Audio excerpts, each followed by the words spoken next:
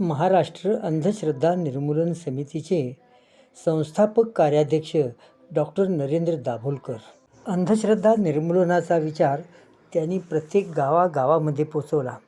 त्यासाठी असंख्य व्याख्याने दिली, चळवळी केल्या, निदर्शने केली, अनेक बुवा पकडले.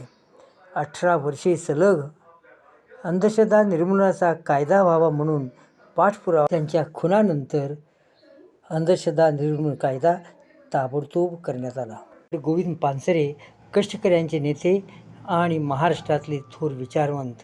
कामगार, शेतकरी, शेतमजूर, फेरीवाले, मोलकरणी, बँक कर्मचारी, विद्यार्थी, युवक, स्त्रिया या कष्टकऱ्यांच्यासाठी आयुष्यभर झिजले. फुले, शाहू, आंबेडकर, छत्रपती शिवाजी महाराज, मार्क्स, लेनिन, भगतसिंग यांचे विचार त्यांनी सतत लोकांच्या समोर मांडले. ब्राह्मण्यवाद्यांच्या विरोधात त्यांनी आवाज उठवला आणि त्यांचा खून पाडण्यात आला. लिंगायत धर्माचे संस्थापक महात्मा बसवण्णा. त्यांनी श्रमाला आणि श्रम करणाऱ्यांना प्रतिष्ठा दिली.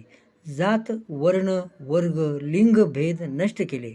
देवालये आणि पुरोहितांची पिळवणूक बंद केली. समता आणली. 800 वर्षानंतर प्राध्यापक कलबुर्गी यांनी बसवण्णांचे विचार पुन्हा समाजासमोर आणलेत. त्यासाठी संशोधन केले, ग्रंथ लिहिले, व्याख्याने दिली. समतेचा विचार घेतल्यामुळे बसवेश्वर महात्मा बनले. बसवेश्वरांचा विचार घेतल्यामुळे प्राध्यापक कलबुर्गी महान बनले.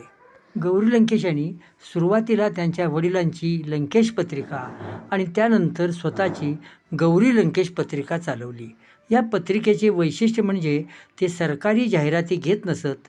देशात जातीय सलोखा निर्माण व्हावा, शांतता नांदावी, भ्रष्टाचार नाहीसा व्हावा, लोकशाही बळकट व्हावी, दलितांचा, स्त्रियांचा, शोषितांचा, दुर्बलांचा आवाज ऐकला जावा, या उद्देशाने हे पत्रक चालवले गेले. अंधश्रद्धा निर्मूलन विधेयक मंजूर व्हावे म्हणून त्यांनी खूप प्रयत्न केले.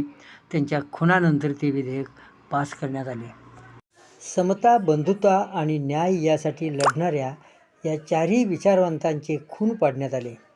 सर्व संतांचा छळ करणाऱ्या प्रवृत्ती, फुले, शाहू, आंबेडकरांना विरोध करणाऱ्या प्रवृत्ती, छत्रपती शिवाजी महाराजांना विरोध करणाऱ्या प्रवृत्तीच यामागे आहेत. हे शहीद झालेले 4 विचारवंत कोण होते त्यांची थोडक्यात माहिती आपण छापत आहोत. या चौघांची चरित्रे 20 ऑगस्ट रोजी महाराष्ट्र अंधश्रद्धा निर्मूलन समितीच्या सर्व शाखांमध्ये प्रसिद्ध केली जातील.